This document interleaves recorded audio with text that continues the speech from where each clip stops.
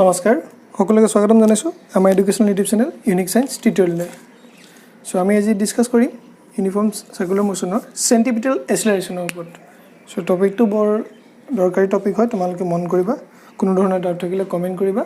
আৰু যিসকলে আমাৰ আগৰ ভিডিঅ'বোৰ চোৱা নাই তোমালোকে ইউনিফৰ্ম এক্সেলাৰেশন হওক বা গোটেই চেপ্টাৰটো হওক বা আগৰ চেপ্টাৰ কেইটা হওক প্লেলিষ্টত গৈ তোমালোকে চাব পাৰিবা ঠিক আছে আৰু দুইটা ভিডিঅ' লিংক মই আজি ভিডিঅ' ডেসক্ৰিপচনটো দি ৰাখিছো So, आज वीडियो स्टार्ट करो हाँ that is key centripetal acceleration okay so centripetal acceleration centripetal और centrifugal already तुम्हारे ये टर्म किटा familiar हो तो बहुत दरकारी जदि circular motion टा consider करूँ जदि particle टा towards the center थके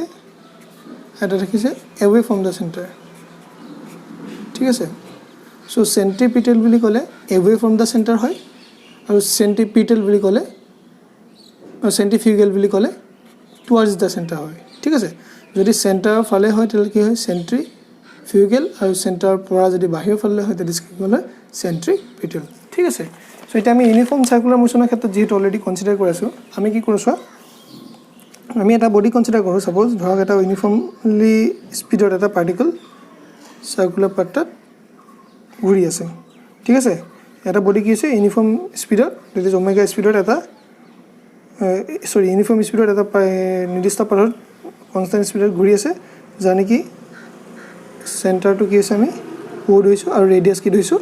r ঠিক আছে এটি কি কও suppose this body is at point a at a টাইমত দ্যাট ইজ t টাইমত পাৰ্টিকলটো ক'ত আছে a আছে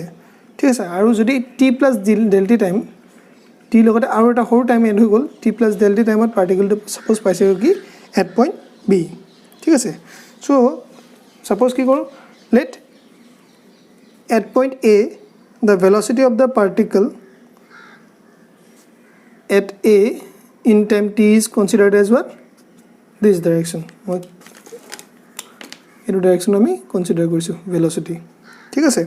আৰু at point b সাপোজ মই velocity ডাইৰেকশনটো tangent ডাইৰেকশনত v plus del v হিসাবে কনসিডার করছো এটা আমি v বুলি লৈছো ক্লিয়ার এটা সোয়া এটা কি আছে আমি এটো ইউনিফর্ম সার্কুলার মোশন কনসিডার করছো মানে কি কনস্ট্যান্ট স্পিড না জানো সো যেটো the object moves with uniform speed the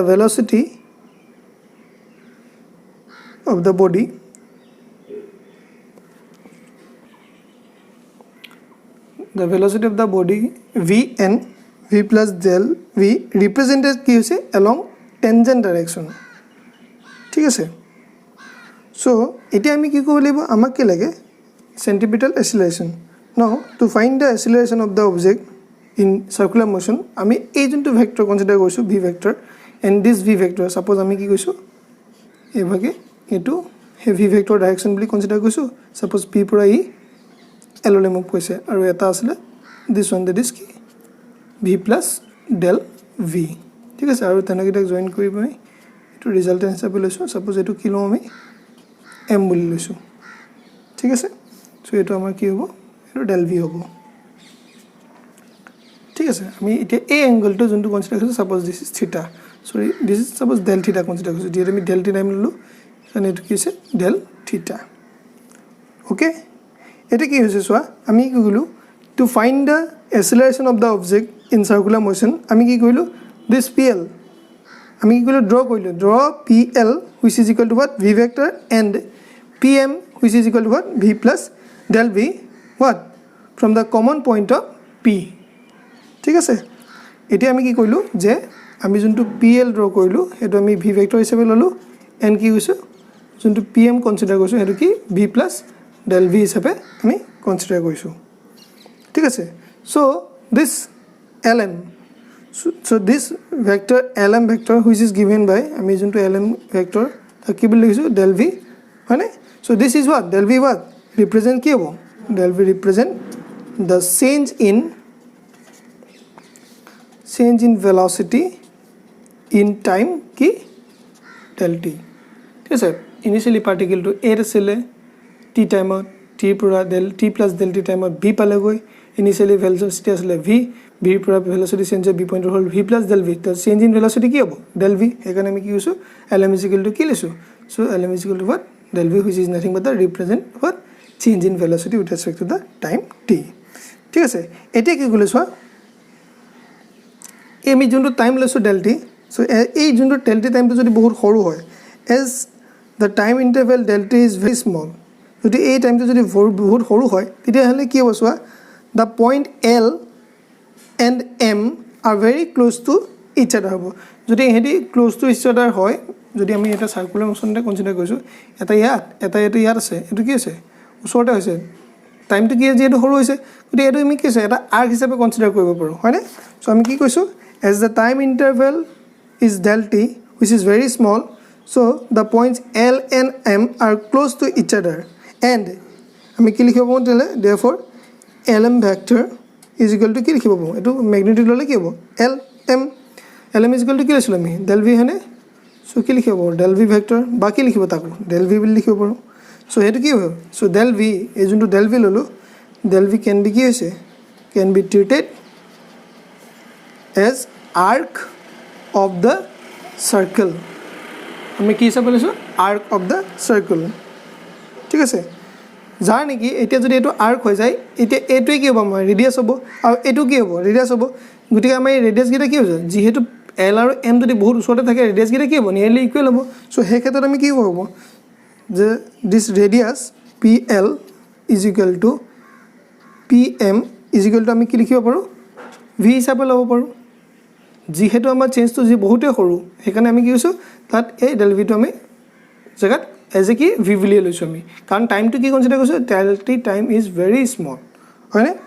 ঠিক আছে নাও এতিয়া আমি যদি অ্যাঙ্গুলাৰ ডিসপ্লেসমেন্টৰ ডেফিনিশন চাও আমি তাত কি পাইছিলো del theta is equal to কি পাইছিলো arc by what radius হয়নে সো arc বুলি কনসিডাৰ কৰোতে আমি তেলে কি লিখিব পাৰো arc কোনটো কনসিডাৰ কৰিছো কোনটো আমি আগে হিচাপে লৈছিলো এই lm বা d del v হয়নে সো আমি তেলে del v যোনটো ভেক্টৰ লৈছো তাৰ ম্যাগনিটিউডটো আমি কি লৈছিলো arc হিচাপে লৈছো আৰু ৰেডিয়াস আমাৰ কি লৈছো এতিয়া v সো এই ক্ষেত্ৰত কি পাইছো v হয়নে সো অৰ তাৰপৰ আমি কি লিখিব পাৰিম del theta is equal to মই del v ডাইৰেক্টলি লিখিব পাৰিলো ঠিক আছে অৰ কি লিখিব পাৰো যে del v is equal to what del theta into কি v suppose this is equation 1 আমি কনসিডাৰ কৰিছো বা v del theta বুলি আমি লিখিব পাৰিলো এটো ঠিক আছে সো আমি এতিয়া কিছুমান ৰিলেচন জানো suppose we know কি কৈছো আমি অলৰেডি angular velocity definition পাইছিলো কি angular displacement with respect to what time আকৌ linear velocity and angular velocity এটা ৰিলেচন পাইছিলো v is equal to কি আছে omega r ওকে এতিয়া আমি এই v আৰু omega ভ্যালু ইয়াৰ পৰা মই যদি কনসিডাৰ কৰো del theta বুলি কি হ'ব del theta is equal to কি omega into del t হয়নে আৰু এতিয়া কি কৰো এই del theta ভ্যালুটো আৰু v ভ্যালুটো ইয়াৰ পৰা আমি পুট কৰি দিও ইয়াত 1 ত এটো আৰু এটো কি কো 1 ত পুট কৰি দিও তেফো কি হ'ব del v is equal to কি লিখিব পাৰিম omega del t into কি omega r হয়নে সো এটো কি হ'ব omega into omega square r আৰু এই del t টো মই কি কৰো del v by del t জাগাত এনেদৰে লিখো ক্লিয়াৰ এতিয়া কি কৰো আমি লিমিট লওঁ both side taking limit on the both side with del t tends to 0 হিচাপে লওঁ লিমিট সো লিমিট ললো limit del t tends to 0 del v by del t is equal to what আকৌ limit del t tends to 0 omega square r ঠিক আছে clear so এটা omega square r ইফালে ললো ইফালে del v আমি এটা চাও limit del v by del t কি হয় dv by dt হয় মানে আৰু ইফালে যদি ৰাইট সাইডত চাও ইয়াত omega আৰু r কি হয় কনস্ট্যান্ট সো এই ক্ষেত্ৰত কি লিখিব পাৰিম মই simply dv by dt is equal to what এটো তো কি দিব omega square r হয়নে সো dv by dt মানে কি সিম্পলি acceleration a কি পালো omega square r so acceleration কি পালো omega square r হয়নে সো আমাক কি লিখিলে centripetal acceleration so a is equal to কি পালো omega square r আৰু কেতিয়াবা কিছুমান বিষয়ত কিতাপত পাবা মই এটা তাত আউটা কনসিডাৰ কৰো এই যোনটো ৰিলেচন কনসিডাৰ কৰিছিল since v is equal to omega r বা r omega সেই ক্ষেত্ৰত মই যদি omega লিখো কি লিখিব পাৰিম v by r হয়নে ঠিক আছে হে v by r টো যদি মই ইয়াত পুট কৰি দিও therefore মই আকৌ কি লিখিব পাৰিম এই এক্সপ্ৰেছনটো a is equal to কি লিখিম omega ইয়াত কি v square by r square into r মানে কি লিখিলো ফাইনাল এক্সপ্ৰেছন और কি r টা কাট খাই therefore মই a is equal to কি লিখিব v square by r ঠিক আছে সো তেলা মই এক্সপ্ৰেছনটো কি হল simply a is equal to v square by r বা a is equal to omega square R clear so তোমালোক কনফিউজন নহব মই পুনৰবাৰ বস্তুটো অকমান কি কৈ দিছো সো ইজি হয় বস্তুটো আমি কি কৈছো ইনিশিয়ালি সার্কুলার পাথটা কনসিডার কৰিছো জানে কি কনস্ট্যান্ট পাৰ্টিকলটা মুভ কৰি আছে জানে কি ৰেডিয়াস হৈছে r হৈছে আৰু সেন্টাৰ হৈছে o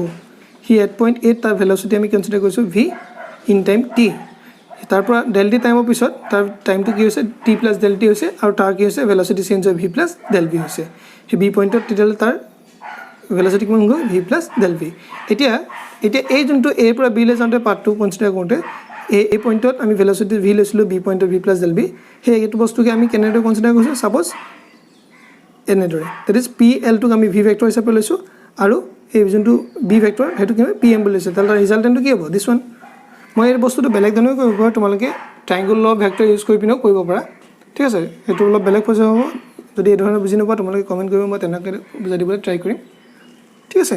সো এই ক্ষেত্ৰত একো নাই আমি তাৰছত যিহেতু টাইমটো আমি সৰু টাইম লৈছিলো স্মল টাইম সেইকাৰণে আমি কি হৈছিল l আৰু m ভেৰি ক্লোজ টু ইচ আদাৰ হৈছিল আৰু হেতু কাৰণে আমি কি কৈছিলো যে এই যোনটো চেঞ্জ ইন ভেলোসিটিটো আমি কি হৈছে এজ এ আৰ্ক হিচাপে লৈছিলো তেতিয়া আমাৰ কি হ'ব এই v2 আৰু এই v + del v নিয়েৰলি কি হ'ব ইকুৱেল হ'ব কাৰণে আমি তাকে লৈছো v হিচাপে লৈছিলো তাৰপিছত সিম্পলি আমি ডেফিনিশন ইউজ কৰিছো del theta = arc by radius তাত del v by v put কৰি দিছো এটো ৰিলেশন পাইছো নেক্সট দুটা ডেফিনিশন ইউজ কৰিছো this one and this one তাৰপিছত আমি ক্যালকুলেশন কৰি লিমিট লগাই কি পাইছো a = omega² r clear so তোমালোকে যদি ভিডিওটো চাই বুজি পাইছা নিজৰ ফ্ৰেন্ড সাৰ্কেলৰ মাজত শ্বেয়াৰ কৰিবা আৰু কোনো ধৰণৰ ডাউট থাকিলে কমেন্ট কৰিবা আৰু আমাৰ চেনেলটো সাবস্ক্ৰাইব কৰিবা আৰু কাষতে থকা বেল আইকনটো টাচ কৰি থাকিবা যাতে তোমালোকে প্ৰত্যেকটো ভিডিও নটিফিকেশনটো তোমালোকে পাই থাকা সো ইউনিক সায়েন্স টিউটৰিয়েলৰ পৰা তোমালোকক ধন্যবাদ জনাই আজি এই ভিডিওটো ইমানতে সামৰণি মাৰিছো ধন্যবাদ